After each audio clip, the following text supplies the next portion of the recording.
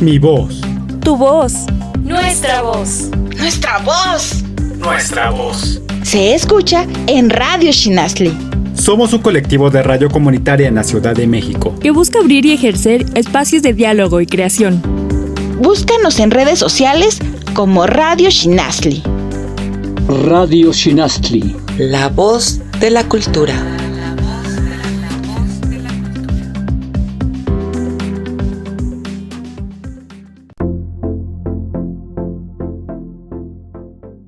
Arte, tradición, gastronomía, turismo, todo esto es México y México es Culturama, un programa que te llevará a conocer los rincones de nuestro país a través de su gente, sus raíces, su pasión.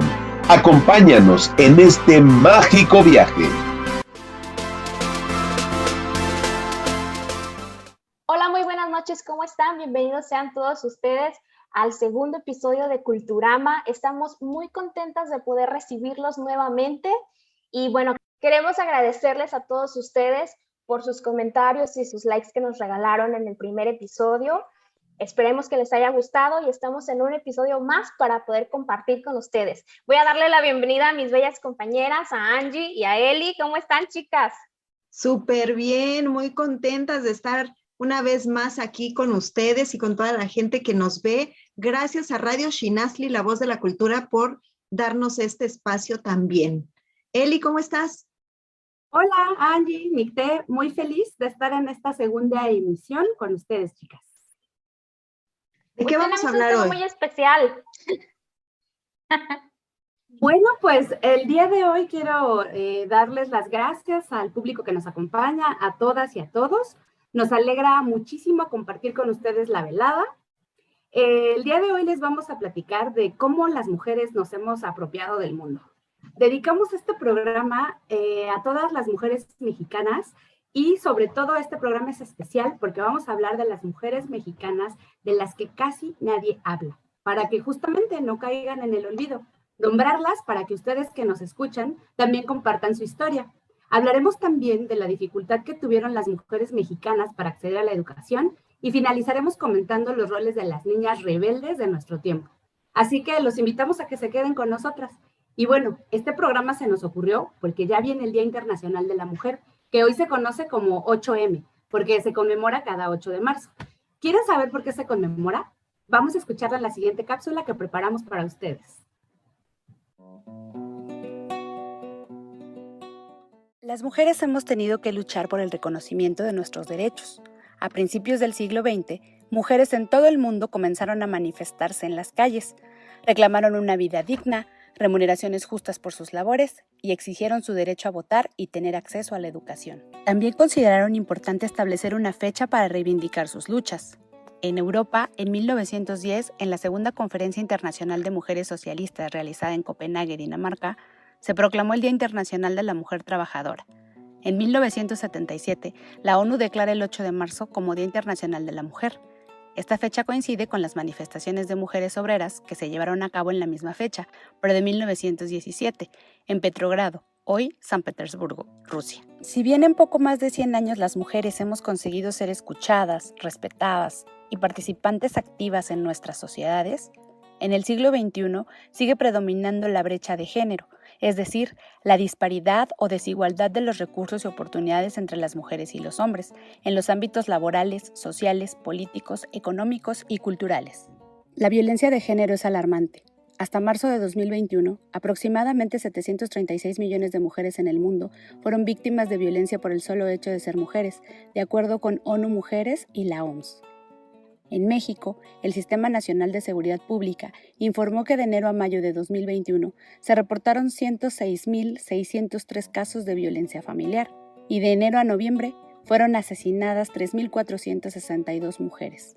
En este contexto, Juliana Ivette López Rodríguez, comunicóloga feminista, asesora de diferentes proyectos para la incorporación de la perspectiva de género, comenta la importancia que tiene el 8 de marzo. Yo creo que en nuestro tiempo es recordarnos que todos los derechos que hoy por hoy están plasmados en las leyes y que benefician a las mujeres, pero también a toda una sociedad para su adelanto, el movimiento amplio de mujeres y feminista, que siempre pone el dedo en el renglón al respecto de que las mujeres vivan en libertad, vivan libres de violencia, vivan en armonía. La importancia del 8 de marzo, al menos en este año 2022, más bien en el marco de una pandemia, es para recordarnos que tenemos que continuar para hacer efectivos esos derechos, ¿no? Si bien es cierto, ya muchos ya están en las leyes, aún faltan algunos otros, ¿no? Como es que en todo México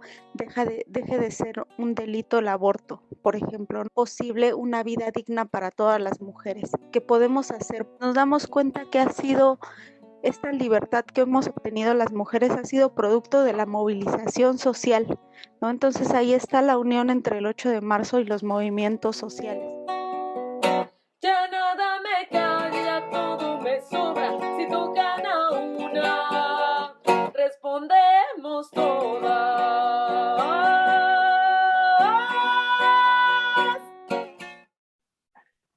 Muchas gracias, Eli, por esta cápsula tan padre. Como lo dijo, vamos a hablar de las mujeres de las que casi nadie habla. Y yo les traigo una mujer que solamente de leer su historia se me enchinó la piel.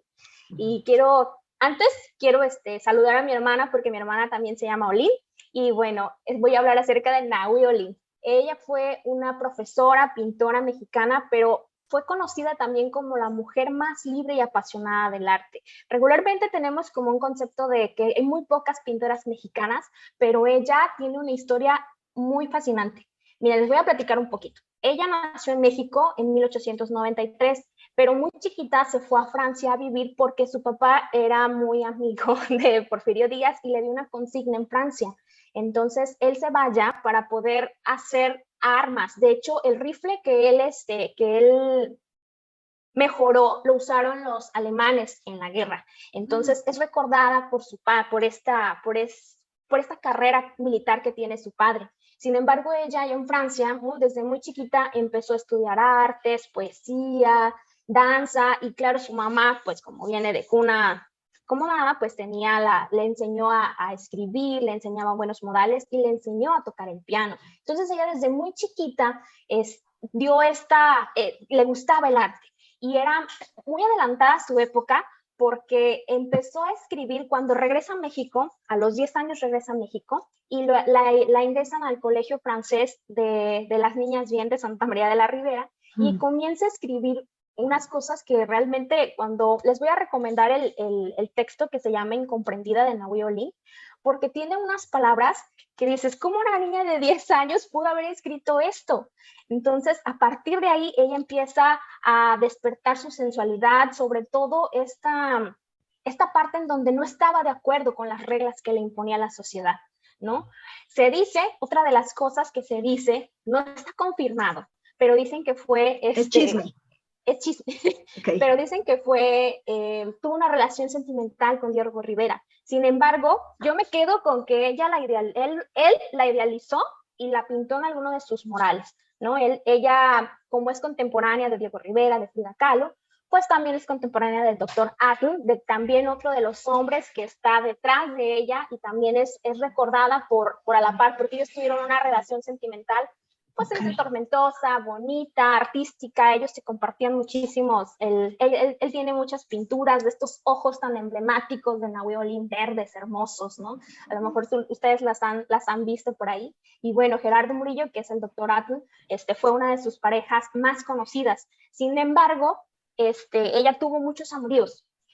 Antes del doctor Atle estuvo casada con un militar, que bueno, porque al parecer se resultó homosexual, pero esto ella le dio un cambio para poder hacer lo que ella siempre quiso, el arte.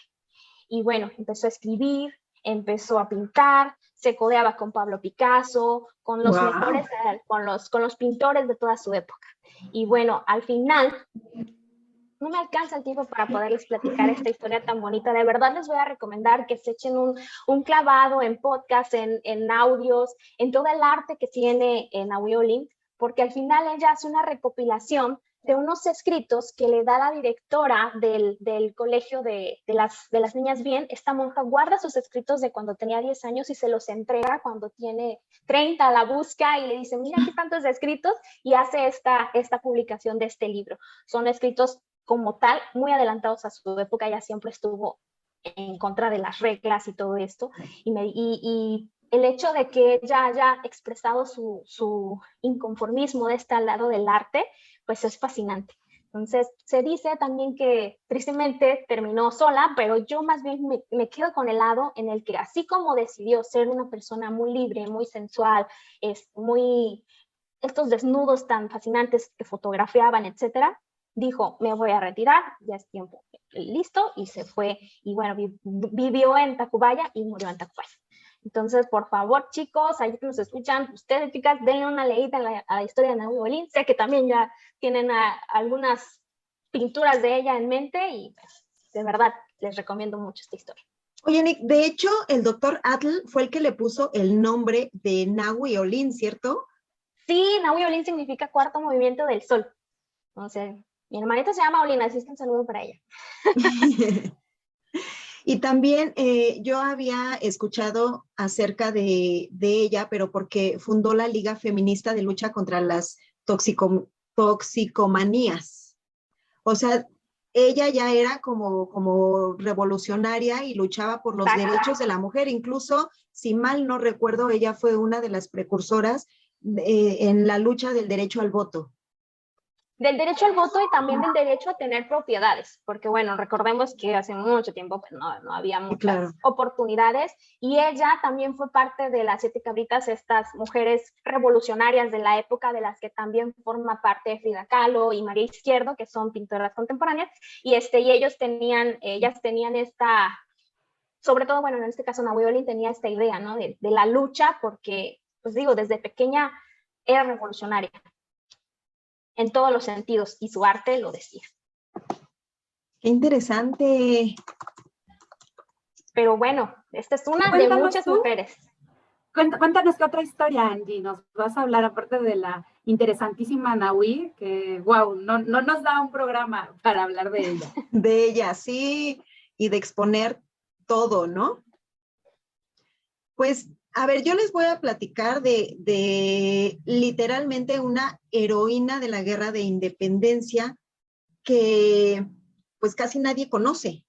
Ella se llama Gertrudis Bocanegra y ella participó directamente en el movimiento insurgente revolucionario. La descubrieron y obviamente la arrestaron, la sentenciaron a muerte, y pues le fue peor por el hecho de ser mujer, ¿no? O sea, estaba penadísimo. Si la lucha era entre hombres, estaba penadísimo que las mujeres prácticamente se metieran. Ella era de Pátzcuaro, Michoacán, y fue hija de comerciantes. Era de clase media baja, pero aún así tuvo acceso a libros y a cierta educación o conocimiento que estaba como restringido en esa época. Obviamente para las mujeres le gustaba muchísimo, muchísimo leer y le encantaba aprender absolutamente de todo. Eso era desde niña. Creció y se casó con un soldado que también estaba en Michoacán. Su esposo se llamaba Pedro Advíncula de la Vega. Y de ese matrimonio nacieron 4 hijos. Ella fue la que convenció a su esposo de unirse a las fuerzas insurgentes, porque el esposo como que no quería. Y entonces ella fue la que estuvo duro y dale como buena mujer, hasta que convenció a su esposo y a uno de sus hijos también. Entonces, para que se unieran a Miguel Hidalgo y todo ese rollo. Después, lamentablemente, murieron tanto el esposo como el hijo.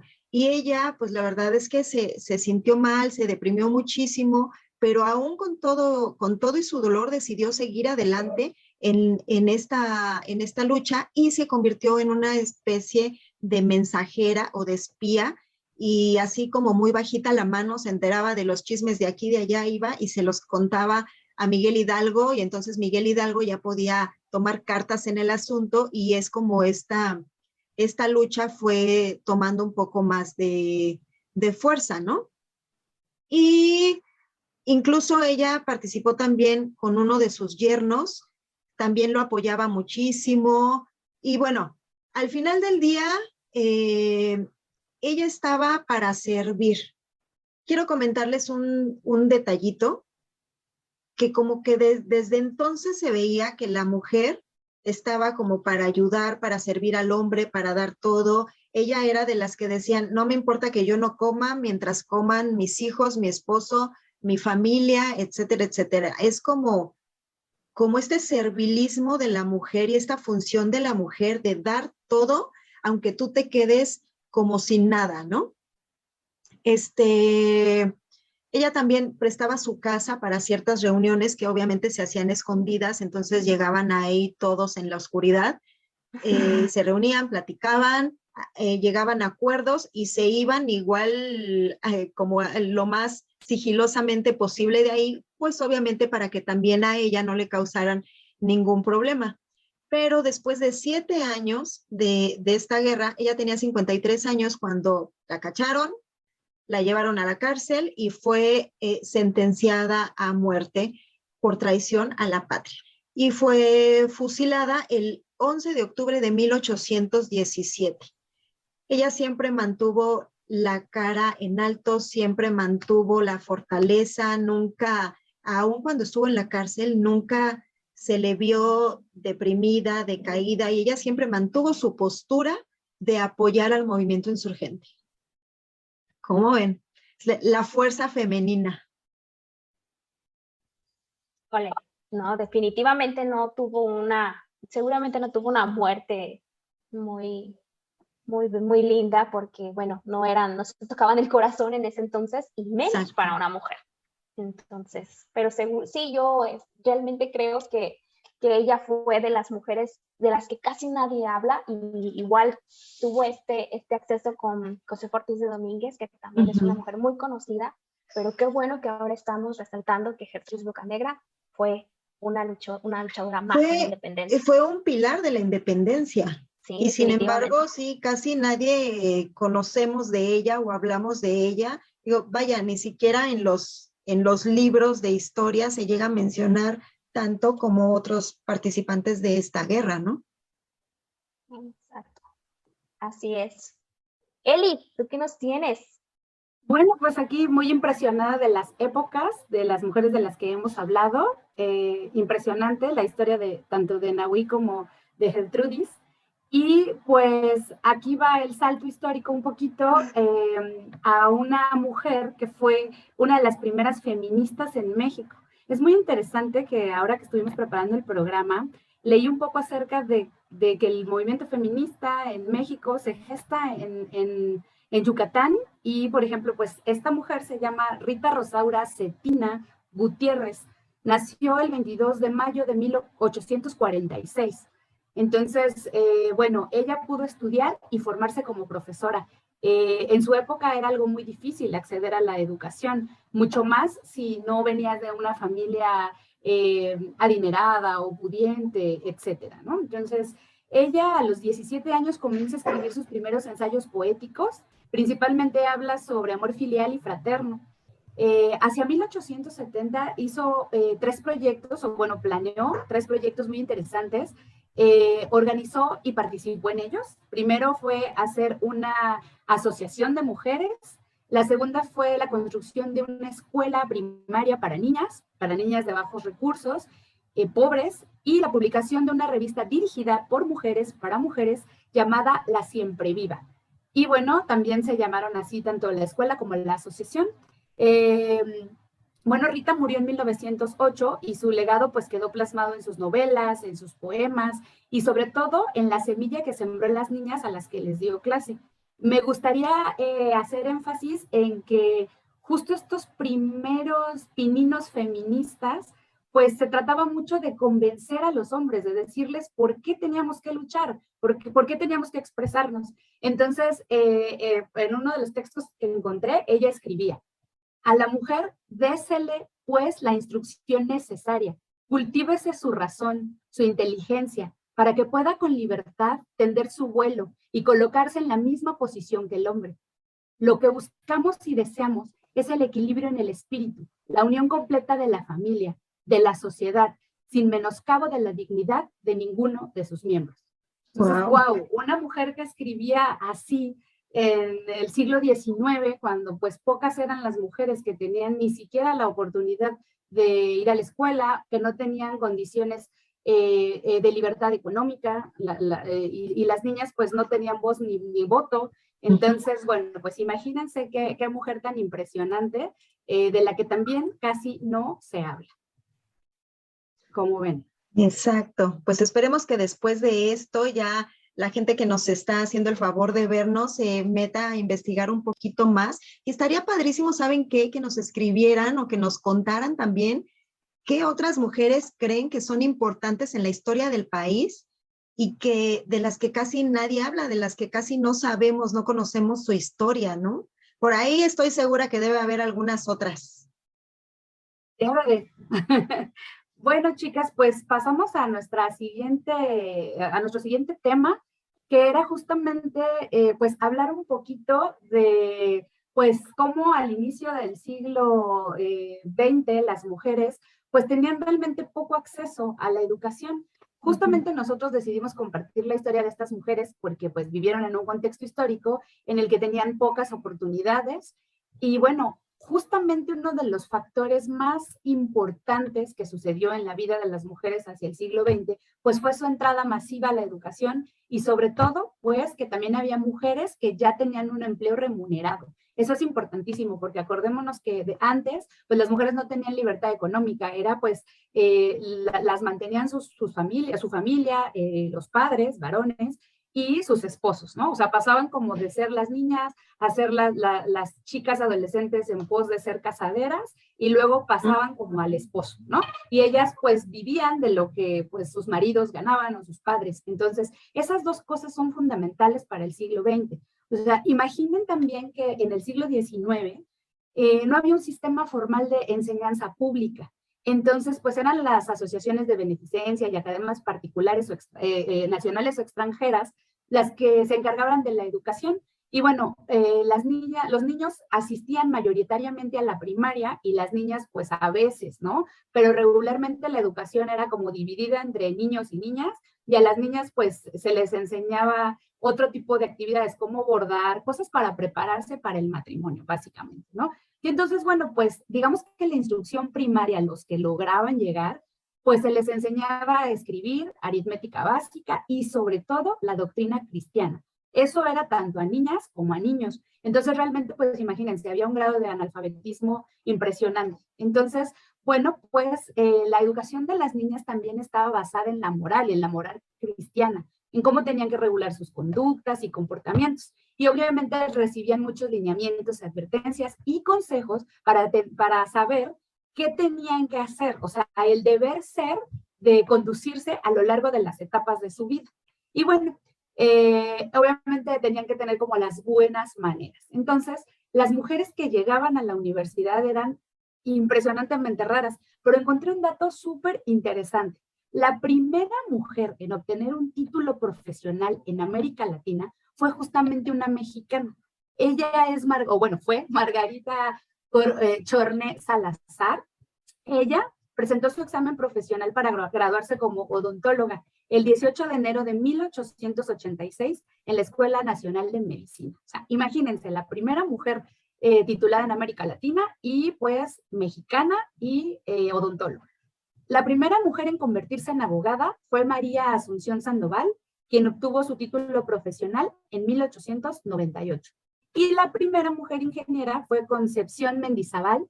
El 11 de febrero de 1930 obtuvo su título como ingeniera civil. ¿Cómo ven, chicas? Ahorita que estás mencionando fechas, que platicabas acerca de la maestra de Rita Cetina, son 40 años de diferencia, ¿no? Entonces, en donde toda esta lucha de poder ingresar a la escuela, de que si muchas carreras a lo mejor no eran aptas para las mujeres o no, incluso en la actualidad, cuando ves una mujer estudiando una ingeniería, es más común, pero cuando ves una mujer estudiando una ingeniería, son un grupo de 40 y de repente son el 5% de mujeres, ¿no? Porque todavía todavía en la actualidad hay muchas carreras que son para hombres. Ahora imagínate en los 1980, en 1886, ¿no? Entonces ahí, híjole, realmente son mujeres valientes que estaban adelantadas a su época, que querían hacer cosas diferentes y sí merecen ser mencionadas. Sí, Nicta, porque imagínate, justo estaba revisando que en la UNAM el 17% de la matrícula académica de la Facultad de Ingeniería, o sea, es un 17% de mujeres. O sea, todavía nos falta muchísimo. O sea, estamos en el 2022 y el 17% de mujeres estudia alguna ingeniería. Entonces, es muy importante, chicas, que sigamos, ¿no? Esta parte de llevar a las niñas a esa parte de saber que pueden estudiar las carreras que antes eran solo para hombres o poner sus propios negocios, ¿no? Ahora lo bueno es que las chicas también se pueden diversificar. Si no pueden llegar a la universidad, pueden empezar a hacer sus propios negocios a través de internet o a través de cooperativas entre mujeres. O sea, hay un montón de cosas que ya pueden hacer las mujeres que o sea, incluso es impensable que las mujeres, por ejemplo, todavía en los años 80 pudieran poner sus negocios, ¿no? O sea, ya no digas tú como que fue en 1880 y tantos, no, o sea, todavía en la década de los 80 era súper mal visto que las mujeres trabajaran y se tenían que dedicar a su casa, a sus hijos, o sea, si ellas si ellas ya eran profesionistas y se casaban, muchas veces tenían que dejar sus trabajos por quedarse a los cuidados de la casa. Entonces, todavía nos falta, chicas, ¿no? ¿Cómo ven? Sí, yo creo que también, sobre todo, darle la educación a quienes tienen niñas, hijas, darles esa educación igualitaria, se dice, que a los niños, que a los varones, porque desde ahí surge esta desigualdad, surge esta cosa de tú de rosa y el de azul, tú falda y el pantalón, tú muñecas y el cochecitos. Ajá. Entonces es como desde la educación parte absolutamente todo. Y sí, como bien dice Celi, enseñarles que pueden hacer absolutamente todo lo que quieran.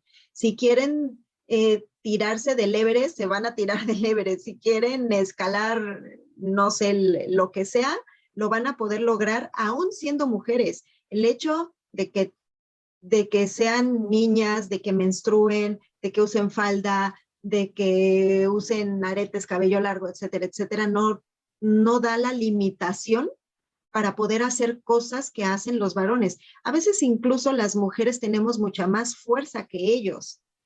Y eso es algo que también es un tabú, porque la mujer es el sexo débil y el hombre es el fuerte. El hombre es el que cambia los focos en la casa porque la mujer no puede. La mujer es la que cocina y no. O sea, al final del día, ambos pueden hacer absolutamente todo en el aspecto personal y profesional. Nick, pues bueno, aquí en este caso, justo como dice Angie, pues vamos a hablar un poquito también del tema de las niñas, ¿no? Los referentes que tenemos hoy en día. Es muy interesante lo que nos platica Celi, porque ciertamente hasta en la actualidad todavía existen estereotipos en los que hay que luchar como mujeres.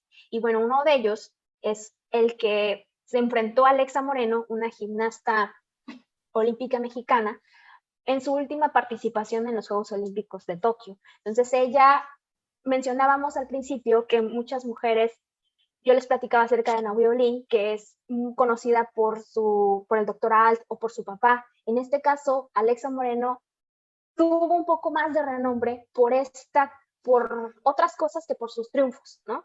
Entonces es increíble que a pesar de que las mujeres están luchando, están haciendo lo que les gusta, están ganando medallas de oro o están haciendo otras cosas, la gente diga, volteé o desvíe la atención de sus triunfos y diga, ay, pues ¿te acuerdas de Alexa Moreno que no tenía el cuerpo de una gimnasta olímpica? O sea, esto es realmente increíble en estos tiempos. Y sí, uno puede pensar, ¿no? que híjole, a lo mejor es parte de la educación, o como dice Angie, nos hemos limitado a decirles a las niñas, tú eres el sexo débil, y aquí ligeramente, no directamente a lo mejor, pero sí en algunas cosas. Es importante que sepamos diferenciar, no es crear una diferencia. Es importante que demos esta equidad a los géneros y que la educación dé un giro para poder crear nuevas alternativas y que la sociedad se dé cuenta, o nos demos cuenta como sociedad, más bien, me incluyo, que metemos la pata con las mujeres, en pocas palabras. Entonces, no quiere decir que los hombres ahí los vamos a hacer a un lado, claro que no. De hecho, esto es un beneficio, ¿no? Para ambos, porque platicábamos de las carreras, puede haber hombres que ahora estudian carreras para mujeres, y bueno, eso es algo que yo tengo amigos que son bailarines excelentes, y créanme que digan, bueno, ¿cómo vas a ser bailarín? Todavía ellos también luchan contra esos estereotipos. Entonces, chicas, ¿quieren alguna conclusión? Nos está acabando el tiempo, pero vamos a dar despedida con este tema tan interesante que hoy estamos tocando. Eli. Bueno, pues yo solamente agradecerles por haber estado aquí en el programa y retomando lo que dices, Nick, pues retomar un poquito lo que decía nuestra especialista Juliana en la cápsula. Es importante seguir conmemorando el 8M, pues para no olvidarnos que nos falta mucho trabajar en que las leyes sean cumplidas, ¿no? Para que desde todas nuestras trincheras, todas las mujeres sigamos luchando por nosotras mismas, por las demás y por una sociedad donde prevalezca la equidad, porque bueno, pues los datos que escuchamos en la cápsula son alarmantes de las mujeres que sufren en el mundo violencia, lo que nos pasa en México. Entonces yo creo que todos estamos invitados a la reflexión, no solo el 8 de marzo, sino todos los días, ¿no? Que es un esfuerzo y que podemos ver a través de esta historia que les narramos que han pasado poco más de 100 años y aunque sí hemos avanzado y sí tenemos grandes oportunidades, por ejemplo, nosotras estamos aquí ante el público hablando, abriendo nuestros corazones, compartiendo con ustedes historias y tenemos la posibilidad de tener esta apertura, este micrófono y tenemos una gran responsabilidad también como creadoras de contenido, como comunicólogas, como comunicadoras que somos y que estamos aquí, pues tenemos una gran responsabilidad y bueno, pues creo que ahí está, ¿no? La reflexión de que no estamos terminando ya de, bueno, ya tenemos todas las libertades, no, porque hay mujeres que tenemos privilegios, hay otras que siguen siendo maltratadas, violentadas de manera física, psicológica, y bueno, entonces pues aquí está el espacio y muchas gracias. Angie, por si quieres darnos tu conclusión al respecto de este programa. Sí, básicamente es para recordar que la igualdad de género no es solamente yo pago la comida, es igualdad en derechos y también obligaciones en todos los sentidos. Entonces no es nada más como cuestiones superficiales que de repente se ha desviado o desvalorizado esta lucha por la igualdad entre hombres y mujeres, ¿no? Como sentarnos a pensar, a meditar en que realmente si queremos una igualdad tenemos que ser congruentes y coherentes con nuestras acciones y con nuestro pensamiento. Tenemos que dar lo que deseamos recibir también. Y bueno, hablando de recibir, yo los invito a que nos envíen sus comentarios, que nos sigan viendo, por favor, nuestras redes sociales. Estamos en Radio Xinastli, en Spotify, en Facebook y en YouTube. Y en YouTube también nos pueden seguir como Culturama. Así que, por favor, sigan aquí con nosotros. El próximo programa va a estar buenísimo. No se lo pueden perder. Recuerden que estamos el 1 y el 3 jueves de cada mes a las 7 p.m. Muchas gracias a todos. Que estén muy bien. Hasta la próxima. Gracias. Nos seguimos escuchando. Adiós, chicas. Culturama. Un vistazo a nuestra cultura con todos tus sentidos. Radio Xinastli. Mi voz. Tu voz. Nuestra voz. Nuestra voz. Nuestra voz. Se escucha en Radio Xinastli. Somos un colectivo de radio comunitaria en la Ciudad de México que busca abrir y ejercer espacios de diálogo y creación. Búscanos en redes sociales como Radio Xinastli. Radio Xinastli. La voz de la cultura.